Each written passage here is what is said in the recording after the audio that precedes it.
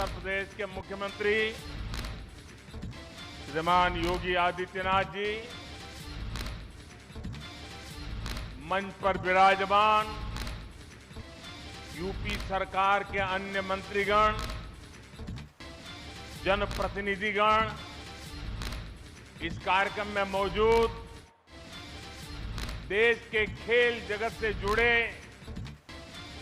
सभी वरिष्ठ महानुभाव और मेरे प्यारे काशी के परिवारजनों, आज फिर से बनारस आवे का मौका मिलल हो। जौन आनंद बनारस में मिलला ओकर व्याख्या असंभव है। एक बार फिर बोलिए, ओम नमः पार्वती पतये हर हर महादेव।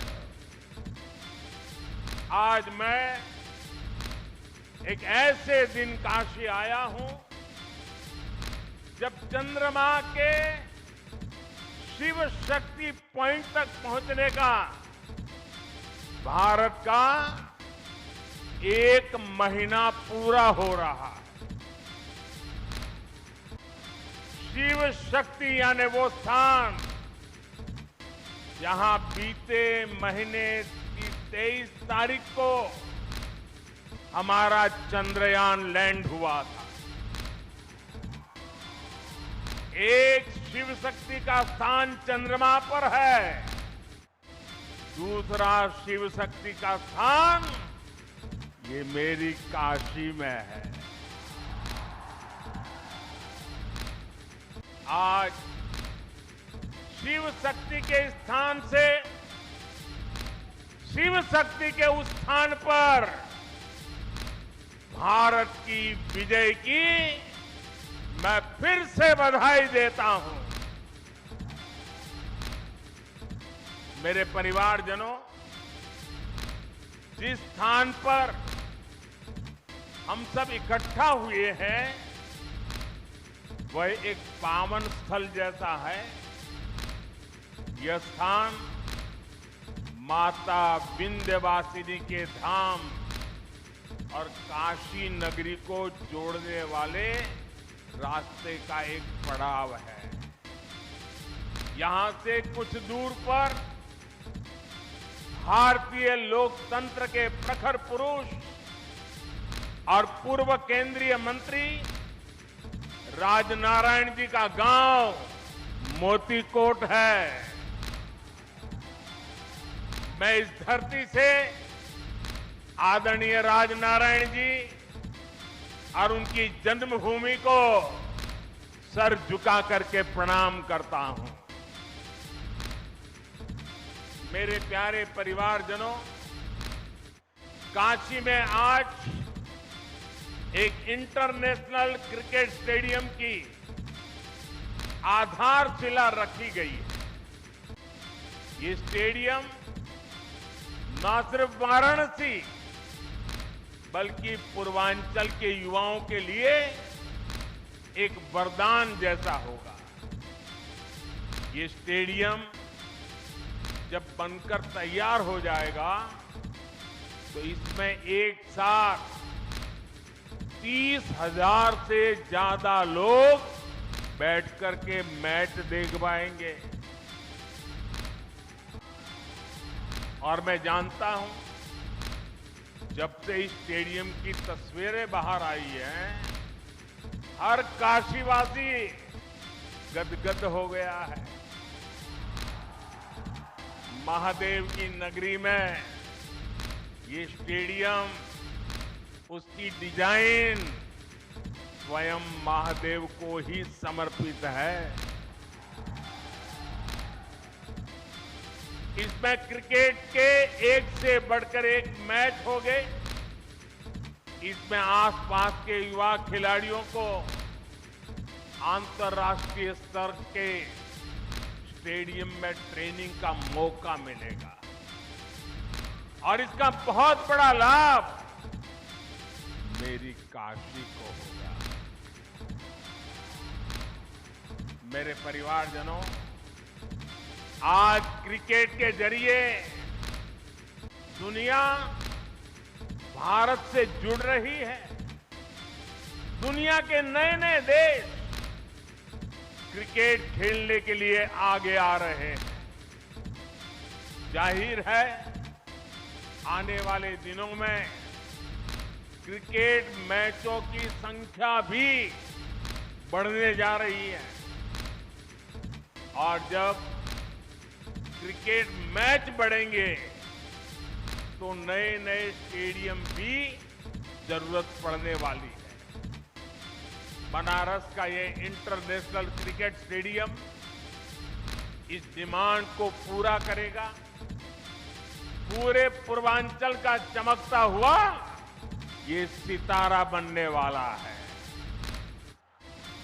यूपी का ये पहला स्टेडियम होगा जिसके निर्माण में बीसीसीआई का भी बहुत सहयोग होगा। मैं बीसीसीआई के पदाधिकारियों का, काशी का एमपी होने के नाते, यहां का सांसद होने के नाते मैं आप सबका हृदय से आभार व्यक्त करता हूं। मेरे परिवारजनों, जब खेल का इंफ्रास्ट्रक्चर बनता है, इतना बड़ा स्टेडियम बनता है, तो सिर्फ खेल ही नहीं, स्थानीय अर्थव्यवस्था पर भी उसका सकारात्मक असर होता है। जब स्पोर्ट्स के ऐसे बड़े सेंटर बनेंगे तो उसमें बड़े स्पोर्ट्स आयोजन होंगे। जब बड़े आयोजन होंगे तो बड़ी तादाद में दर्शक और खिलाड़ी आएंगे। इससे होटल वालों को फायदा होता है, छोटी बड़ी खाने पीने की दुकान को फायदा होता है, रिक्शा, ऑटो रिक्शा, टैक्सी, इनको भी फायदा होता है। हमारे नाव चलाने वालों को तो दो दो हाथ में लड्डू हो जाता है। इतने बड़े स्टेडियम की वजह से स्पोर्ट्स कोचिंग के नए सेंटर खुलते हैं। स्पोर्ट्स मैनेजमेंट सिखाने के लिए नए अवसर बनते हैं।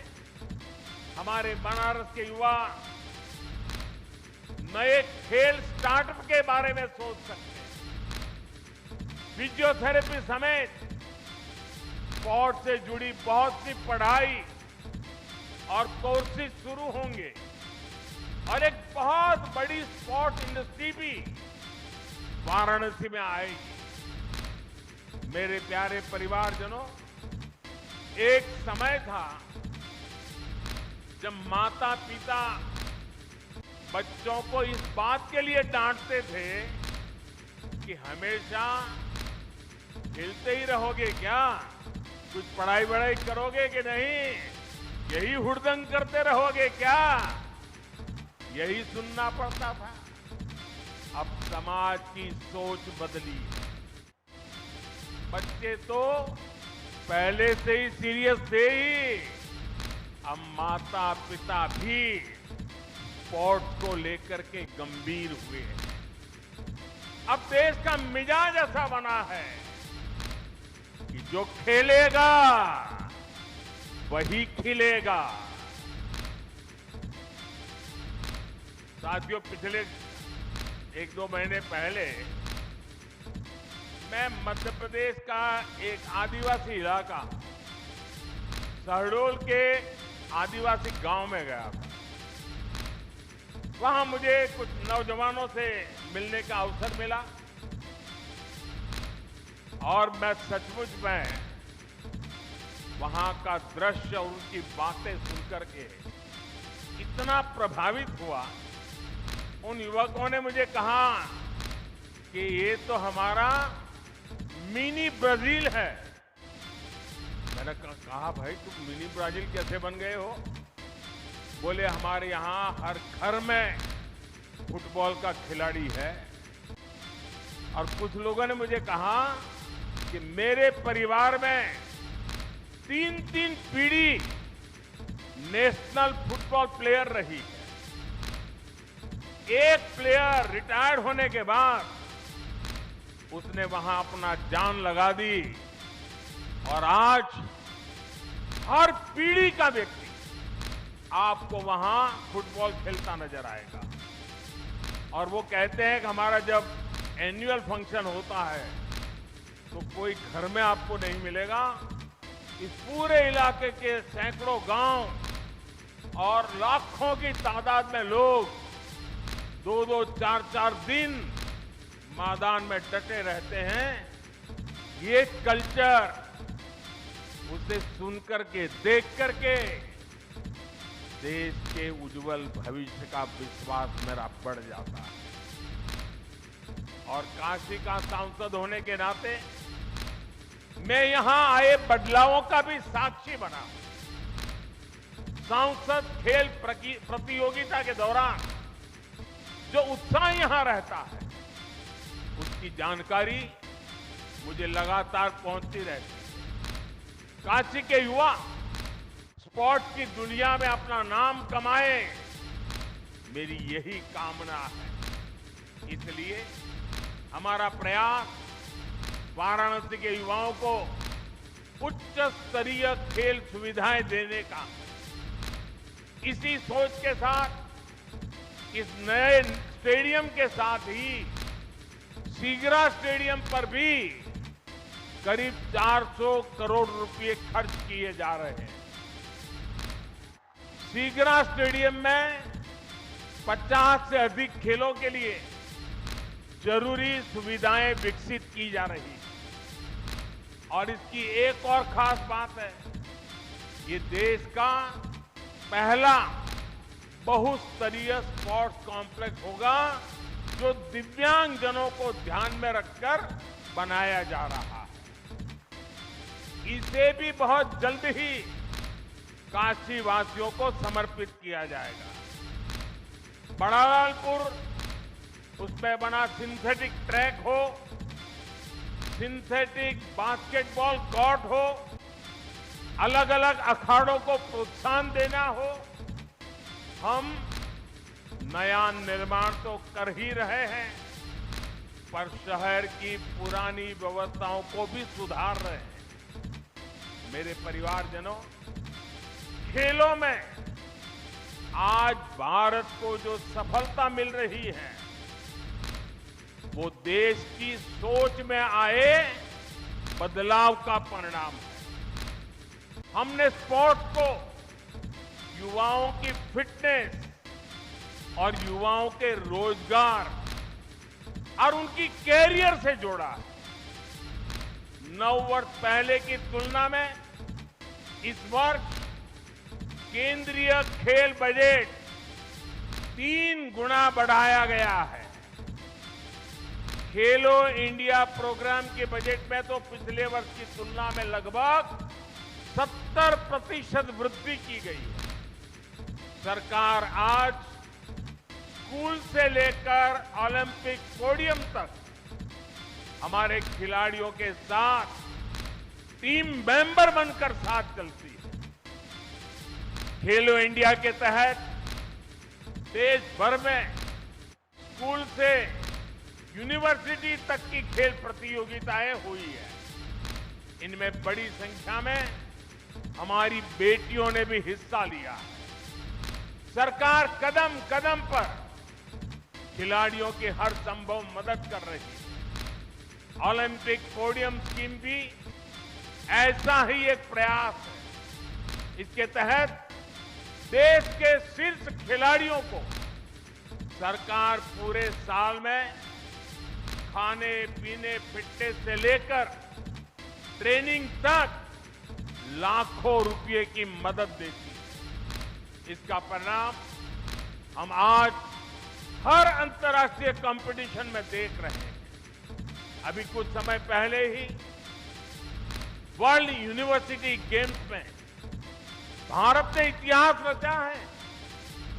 इन गेम्स के इतिहास में कुल मिलाकर भारत ने जितने मेडल जीते थे पिछले कई दशकों में उससे ज्यादा मेडल सिर्फ इस साल जीत करके हमारे बच्चे ले आए हैं। वैसे आज से एशियन गेम्स भी शुरू हो रहे हैं।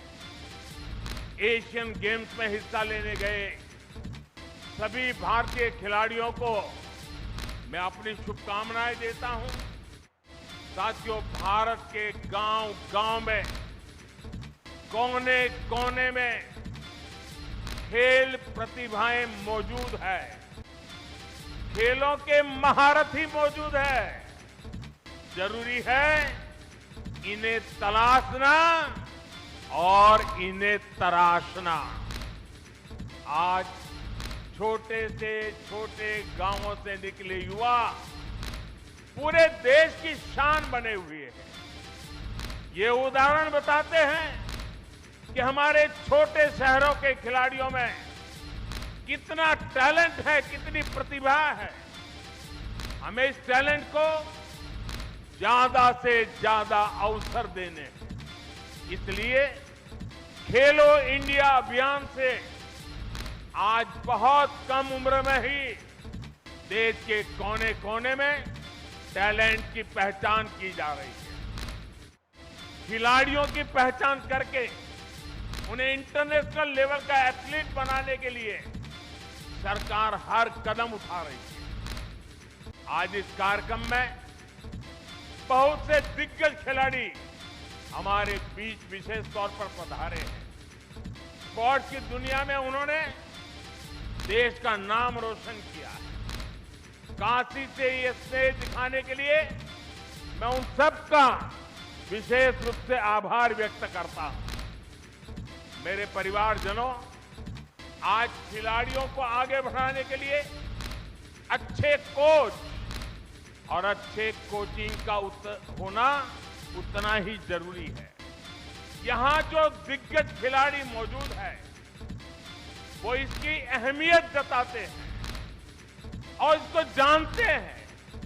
इसलिए आज सरकार खिलाड़ियों के लिए अच्छी कोचिंग की व्यवस्था भी कर रही है। जो खिलाड़ी बड़ी प्रतियोगिताओं में खेल कर आते हैं, जिन्हें राष्ट्रीय अंतर्राष्ट्रीय अनुभव है, उन्हें बतौर कोच काम करने के लिए प्रोत्साहित किया जा रहा है। देश में बीते कुछ वर्षों में युवाओं को अलग अलग खेलों से जोड़ा गया है। साथियों, सरकार गांव-गांव में जो आधुनिक खेल के इंफ्रास्ट्रक्चर का निर्माण कर रही है, उससे गांव के छोटे कस्बों के खिलाड़ियों को भी नए मौके मिलेंगे। पहले बेहतर स्टेडियम सिर्फ दिल्ली, मुंबई, कोलकाता, चेन्नई ऐसे बड़े शहरों में ही उपलब्ध थे। अब देश के हर कोने में, देश के दूर सुदूर इलाकों में भी खिलाड़ियों को ये सुविधाएं देने की कोशिश हो रही है। मुझे खुशी है कि खेलो इंडिया प्रोग्राम के तहत जो स्पोर्ट्स इंफ्रास्ट्रक्चर बनाया जा रहा है, उसका बहुत अधिक लाभ हमारी बेटियों को हो रहा है। अब बेटियों को खेलने के लिए, ट्रेनिंग के लिए घर से ज्यादा दूर जाने की मजबूरी कम हो रही है। साथियों, नई नेशनल एजुकेशन पॉलिसी में खेल को उसी कैटेगरी में रखा गया है जैसे साइंस, कॉमर्स या दूसरी पढ़ाई हो। पहले खेल को सिर्फ एक एक्स्ट्रा एक्टिविटी माना जाता था, लेकिन अब ऐसा नहीं है। अब स्पोर्ट्स को स्कूलों में बाकायदा एक विषय की तरह पढ़ाए जाना तय हुआ है। ये हमारी सरकार है जिसने देश की पहली नेशनल स्पोर्ट्स यूनिवर्सिटी मणिपुर में स्थापित की। यूपी में भी स्पोर्ट्स फैसिलिटी पर हजारों करोड़ रुपए खर्च किए जा रहे हैं। गोरखपुर के स्पोर्ट्स कॉलेज के विस्तार से लेकर मेरठ में मेजर ध्यानचंद खेल यूनिवर्सिटी बनाने तक हमारे खिलाड़ियों के लिए नए स्पोर्ट्स सेंटर बनाए जा रहे हैं। साथियों, देश के विकास के लिए खेल सुविधाओं का विस्तार बहुत आवश्यक है। ये न सिर्फ खेलों के लिए बल्कि देश की साख के लिहाज से भी महत्वपूर्ण है। हम में से कई लोग दुनिया के कई शहरों को सिर्फ इसलिए जानते हैं क्योंकि वहां पर बड़े अंतर्राष्ट्रीय खेलों का आयोजन हुआ। हमें भारत में भी ऐसे सेंटर बनाने होंगे जहां ऐसे अंतर्राष्ट्रीय खेल आयोजन किए जा सके। यह स्टेडियम जिसकी आधारशिला आज रखी गई है, खेलों के प्रति हमारे इसी संकल्प का साक्षी बनेगा। ये स्टेडियम बस ईंट और कंक्रीट से बना हुआ एक मैदान नहीं होगा, बल्कि ये भविष्य के भारत का एक भव्य प्रतीक बनेगा। मैं खुद को भाग्यशाली मानता हूं कि हर विकास कार्य के लिए मेरी काशी अपना आशीर्वाद लिए मेरे साथ खड़ी रहती है। आप लोगों के बिना काशी में कोई भी कार्य सिद्ध नहीं हो सकता। आपके आशीर्वाद से हम काशी के कायाकल्प के लिए इसी तरह विकास के नए अध्याय लिखते रहेंगे।